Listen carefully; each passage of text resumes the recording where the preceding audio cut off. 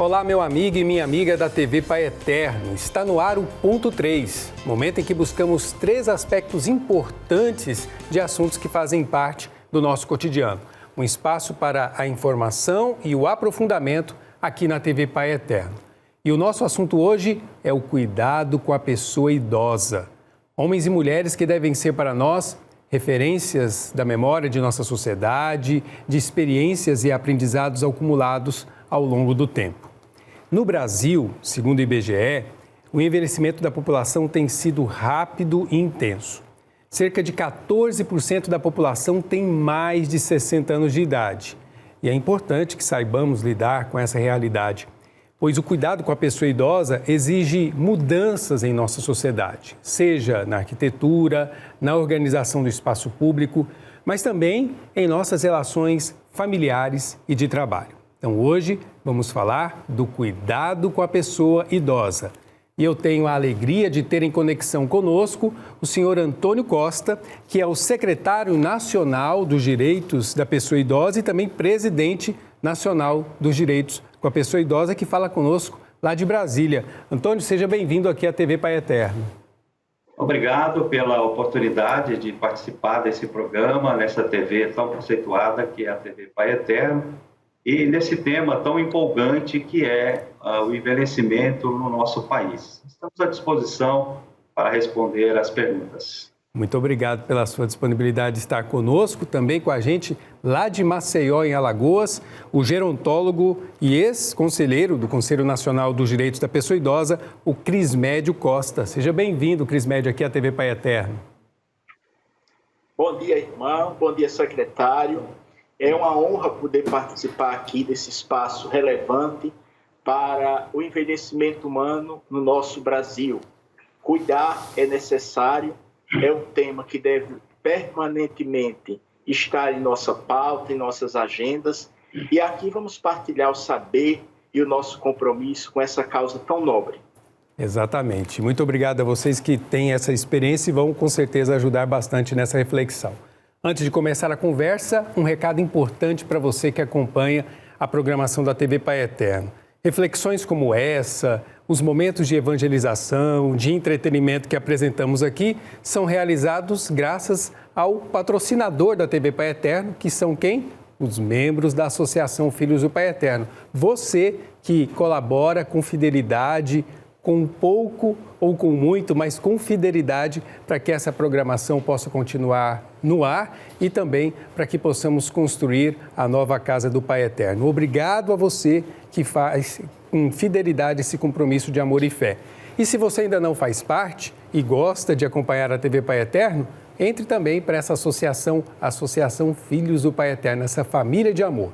Você pode ligar para a gente no 62-3506-9800, tem uma equipe sempre pronta para te atender. Você pode acessar o nosso site, paieterno.com, ou se preferir, pegue aí o seu celular, o seu smartphone, vai direto aí no QR Code que está aparecendo no seu vídeo, você vai direto para a nossa página e você vai ter todas as informações sobre como colaborar com esta obra de amor.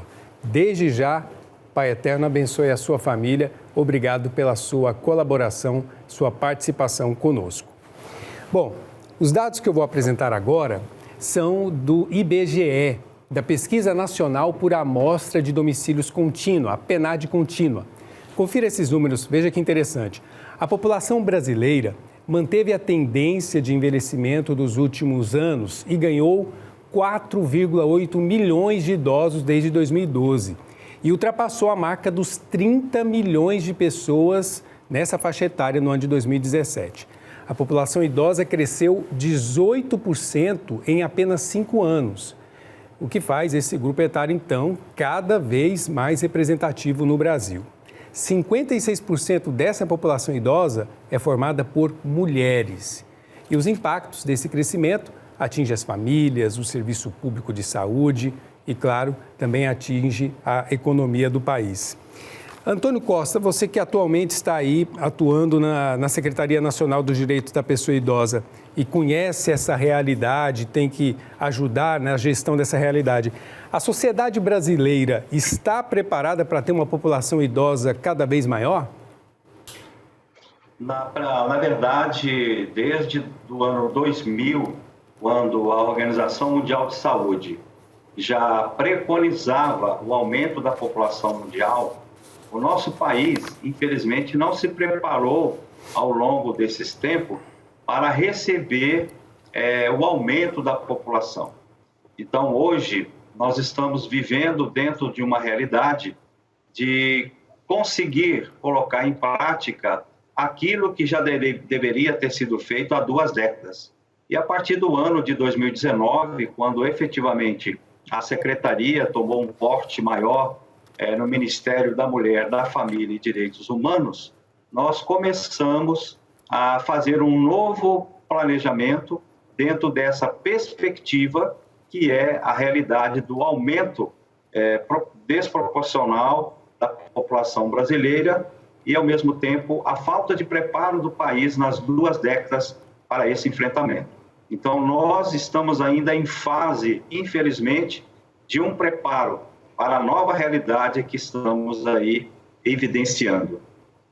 Do ponto de vista assim, estrutural da sociedade, onde o senhor apontaria que estaria o maior desafio? Fala-se muito de previdência, mas serviço de saúde, onde estaria assim, o gargalo da atenção da sociedade, do Estado brasileiro com a pessoa idosa? Primeiro, a efetivação de políticas públicas que venha realmente colocar em prática o Estatuto do Idoso, que foi criado no ano de 2003, mas que ainda carece muito de colocar em prática o que esse belo estatuto apresenta para a população idosa. Temos 2 aspectos. Primeiro, em cada 10 idosos, somente 3 ou 2 conhecem o estatuto, conhecem os seus direitos. Então, nós precisamos alavancar o conhecimento desses direitos para que a população idosa possa reconhecer de forma efetiva aquilo que lhe pertence, que é o direito que ele tem. Em segundo lugar, nós estamos diante também do crescimento populacional e com uma nova novidade que é o aumento também da expectativa de vida. O idoso brasileiro, o homem, viverá até a partir do ano de 2030 a 80 a 85 anos e a mulher idosa mais de 90. Essa realidade já foi apontada no ano passado, quando nós já temos uma expectativa de vida com a população idosa já na faixa de 77 anos. Então, temos que rever conceitos da família em primeiro lugar, porque o que estamos evidenciando, em especial quando falamos da política do idoso, é que não há um reconhecimento, em alguns casos, por parte da família brasileira, de um cuidado especial com esses idosos. E isso vem refletir exatamente no que nós temos agora, que é o reflexo das denúncias que chegam ao Ministério através do Disque 100, onde a violência contra a pessoa idosa ocupa o 3º lugar. Então, isso é preocupante. Então, eu vejo que há uma necessidade de esclarecimento para a população brasileira, que o idoso deve ser respeitado, que ele tem direitos, e agora, justamente nesse período de pandemia, nós estamos evidenciando que é a classe dos vulneráveis que mais vem sofrendo com o coronavírus. Então, tem que haver uma reflexão muito especial para que as políticas sejam implementadas, a começar pelos municípios. Muito bem. Eu quero trazer para a conversa, então, o Cris Médio, que é gerontólogo e com certeza acompanha essa realidade de perto, especialmente no ambiente familiar. Por que as famílias, às vezes, não estão bem preparadas ou não se preparam para o cuidado com a pessoa idosa? Quais são os principais desafios no ambiente familiar? Então, o primeiro ponto de apoio, sem dúvida nenhuma, para a pessoa idosa é a família. É na família que a pessoa idosa se sente segura e deseja permanecer. Os laços de afeto, as relações sociais positivas têm um impacto muito bom na vida daqueles que envelhecem ou que já estão envelhecidos. A família ela tem um papel fundamental de cuidar a partir do respeito. A gente está aí com uma demanda muito grande, o secretário bem falou, e eu estive vendo nos últimos dias, é o terceiro maior segmento onde há denúncias com relação à violência, são as pessoas idosas. Grande parte dessas violações acontece ou por um familiar ou alguém muito próximo. Por quê? Porque entre essa pessoa idosa e essas pessoas há laços afetivos muito fortes. Então, muitos não primam por essa confiança e acabam violando a dignidade da pessoa idosa. Por outro lado, é necessário que se traga para os municípios, para as comunidades, formas simples de acesso à educação e também na questão da denúncia. As pessoas idosas, grande parte, principalmente no Nordeste, não tiveram acesso à sala de aula, não tiveram acesso à educação. Por esse motivo e razão, dependem sempre de alguém para resolver algumas questões pessoais ou até domésticas. E é aí onde a pessoa entra numa fria, digamos assim, porque é onde acontece a violência. E há violências que realmente são poços sem fundos, como a violência econômica. Quantos empréstimos acontecem aí sem a pessoa ter conhecimento? A agiotagem, particularmente no estado de Alagoas, no sertão, é muito grande. Então, são várias as faces do envelhecimento brasileiro e com essas faces também vêm as várias faces da violência. Então, eu sei que não é fácil, o senhor secretário tem enfrentado aí uma barra pesada, porque nós já somos a sexta maior população idosa do planeta e cuidar do envelhecimento digno no Brasil, eu acho que é um dos maiores desafios que o senhor secretário encontrou na vida dele, mas que é possível. Não colocar toda a responsabilidade no poder público, mas a família, os organismos sociais e os conselhos darem a sua colaboração. Só assim teremos um Brasil para todas as idades e mais, de forma digna. Porque envelhecer, nós esperamos chegar lá, mas não só queremos anos de vida, queremos qualidade de vida nesses anos. Ô Crismédio, você deu aí alguns exemplos, inclusive dessas formas de violência, como por exemplo essa econômica, né? Da história dos empréstimos que às vezes são feitos. Mas há também casos de violências que chegam de fato a agressões físicas ou a abandono de pessoas idosas. Infelizmente isso tem sido cada vez mais comum, né? Sim. Além da violência física, por incrível que pareça, até casos de estupros em pessoas vulneráveis, em pessoas idosas, né? O abandono é muito presente. A população idosa em situação de rua tem aumentado. Em São Paulo, por exemplo, muitos idosos estão morrendo na rua, com frio, desprovidos, desprotegidos, às vezes até tendo benefício, mas o benefício retido na mão de algum familiar ou de alguém conhecido, né? As ILPIs, que são as instituições de longa permanência, grande parte das pessoas que lá estão desejariam terminar os últimos dias de vida junto da família, em casa, e não numa instituição, né? Então, é necessário, irmão, focar na dignidade humana. É necessário tornar conhecido o Estatuto da Pessoa Idosa de uma forma também mais simples para aqueles que tiveram pouco acesso ou nenhum à educação e inibir essas práticas, né? Nós vemos aí políticas fortalecidas, como a política da mulher, através da Lei Maria da Penha, a política da criança.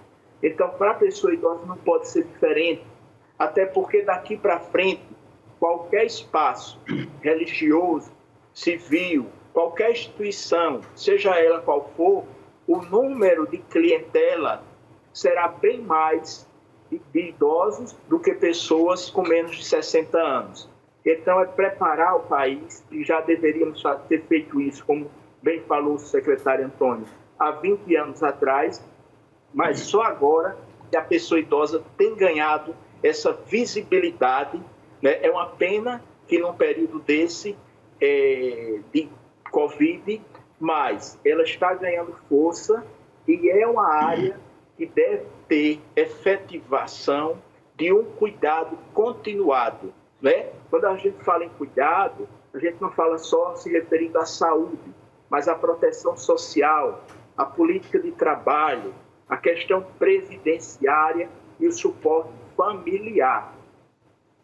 Eu queria pedir uma opinião de vocês, porque tramita na Câmara dos Deputados uma proposta que considera, inclusive, esse aumento na expectativa de vida da população, que já foi citada aqui pelo secretário Antônio Costa. A proposta do deputado federal João Campos alteraria, ou propõe, a alteração da pessoa, da idade em que a pessoa é considerada idosa, de 60 para 65 anos. Como é que vocês avaliam isso? Começando pelo secretário nacional Antônio Costa. É uma mudança justa, válida, ou vai retirar direitos de pessoas que já estão nessa situação, nessa faixa etária? Essa proposta do deputado João Campos é uma proposta válida e, inclusive, quando essa proposta chegou na nossa secretaria, nós apenas fizemos uma recomendação para que houvesse uma participação pública, uma audiência pública, uma consulta popular, para que ela pudesse realmente se fortalecer, porque ela cria, às vezes, uma expectativa. Como eu disse, a população idosa do Brasil, ela não conhece muito seus direitos. E a partir do momento que você coloca uma nova proposta diante de uma população que não tem conhecimento nem da anterior, isso poderá dificultar um pouco. Então, a nossa recomendação ao deputado João Campos, deputado, inclusive, que é meu amigo e é um deputado que trabalha muito aí, principalmente para o estado de Goiás, é que houvesse uma consulta pública para que houvesse maior divulgação, porque vai mexer na legislação, em especial o BPC, que é o benefício de atenção continuada, que já é uma realidade aos 65 anos. Então, nós temos que estudar com bastante carinho, porque envolve também questões orçamentárias. E as leis no Brasil, muitas das vezes, são feitas, mas nem sempre com respaldo econômico para sustentá-las. Essa é a nossa preocupação. Agora, do ponto de vista da intenção, é a expectativa de vida. O brasileiro já está vivendo aos 77 anos, mas nós temos gargalos anteriores que precisam ser corrigidos para que essa lei na prática venha a ser efetivamente concretizada. Essa é a opinião do governo. Mas agora eu pergunto para o gerontólogo, o Cris Médio. As pessoas chegam hoje aos 60 anos com uma qualidade física de saúde melhor do que tempos atrás para justificar uma alteração como essa? Olha, irmão, houve avanços, sem dúvida nenhuma, né? Houve avanços na área da medicina, na tecnologia, houve avanços na participação das pessoas idosas em conselhos, em organismos, ou seja, interferindo para aprimorar as legislações, mas precisamos avançar muito. E é possível, é só caminhar pela estrada certa. Nós vemos aí, é uma comparação que eu vou fazer, mas fazer porque acredito que é possível. Como em outros países da Europa, em que é pessoa idosa aquele cidadão que completou 65 ou mais. Mas por quê? Houve um caminho traçado. Houve também um respeito muito grande. A cultura do respeito. A política da pessoa idosa, ela perpassa todas as outras. A pessoa idosa tem direito à liberdade, tem direito ao lazer, tem direito à cultura. E todas essas pastas precisam estarem atentos e garantirem espaços acessíveis e amigáveis para essas pessoas idosas. Tá certo? Eu não acredito que é positivo, como o secretário falou. Vamos consultar, vamos ouvir os técnicos, vamos ouvir as bases, né, para chegar no consenso, mas que o Brasil não está preparado, até porque, como eu falei, são várias as faces do envelhecimento.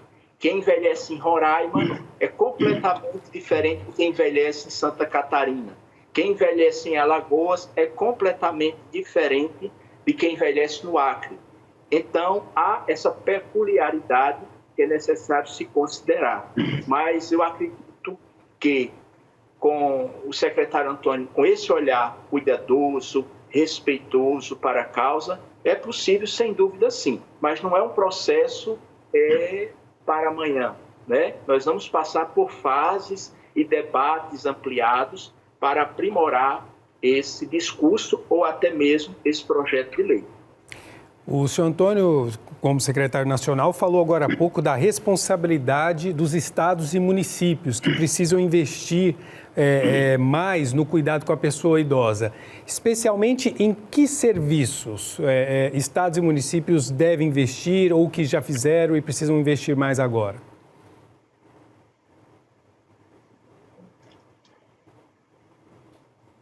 Essa pergunta eu posso completar e depois o conselheiro, que é sempre o conselheiro, o nosso conselheiro eterno Crismédio, pode também abalizar. As políticas públicas do município nem sempre têm priorizado a questão idosa.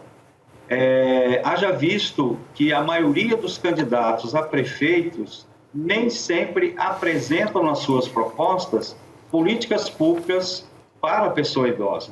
E isso é um erro, porque o município que investe nessa política pública, preparando a sua população para o envelhecimento, ele evita e evitará no futuro que esses idosos sejam idosos da rede pública do SUS, que já está bastante saturada. Então, nós entendemos que o envelhecimento ele tem que começar já a partir da criança.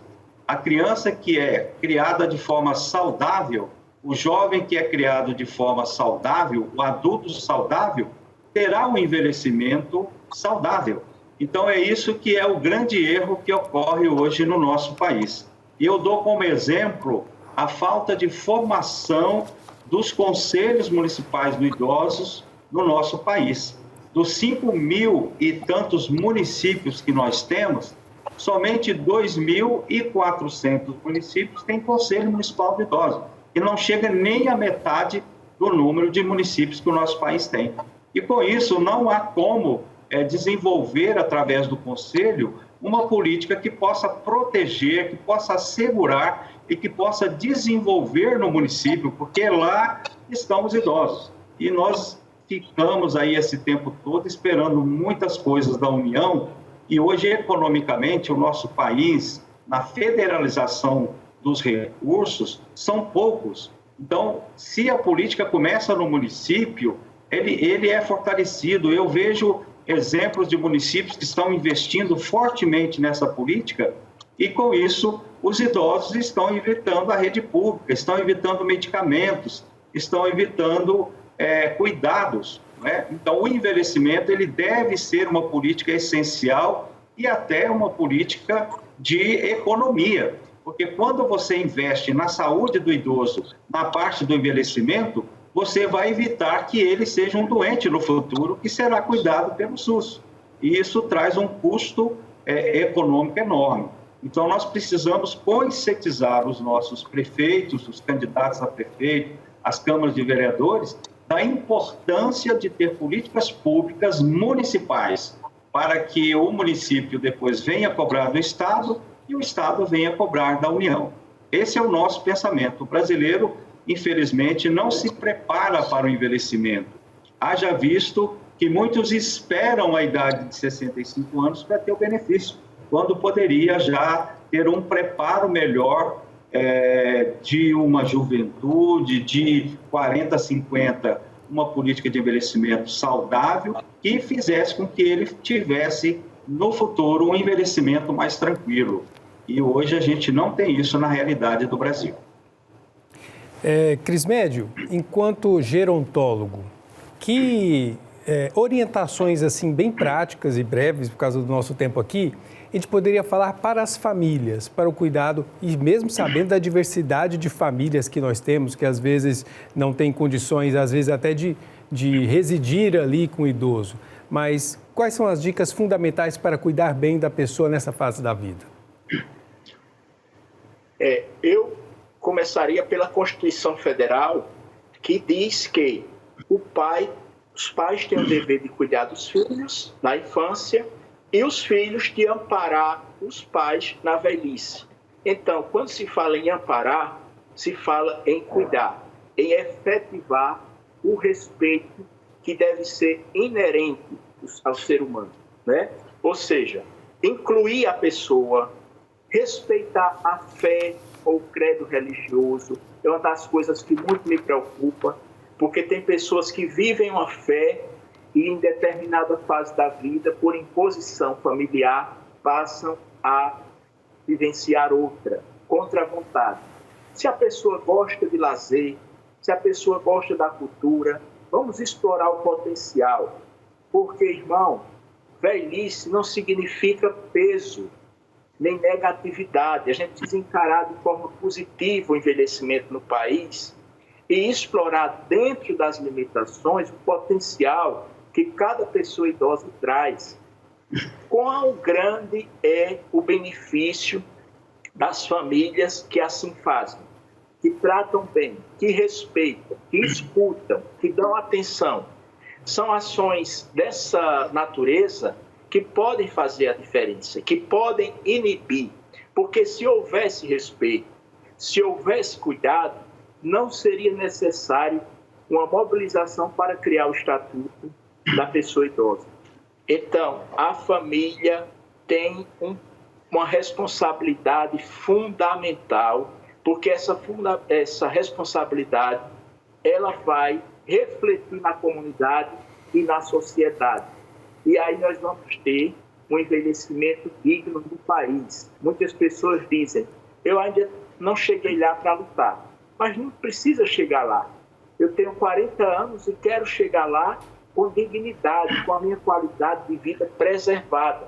E para isso eu preciso me preparar. Há também aí um esforço pessoal das pessoas e um estímulo por parte da família e dos profissionais, né?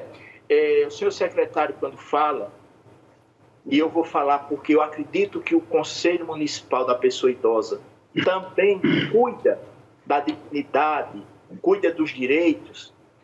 Em Alagoas, nós temos 102 municípios.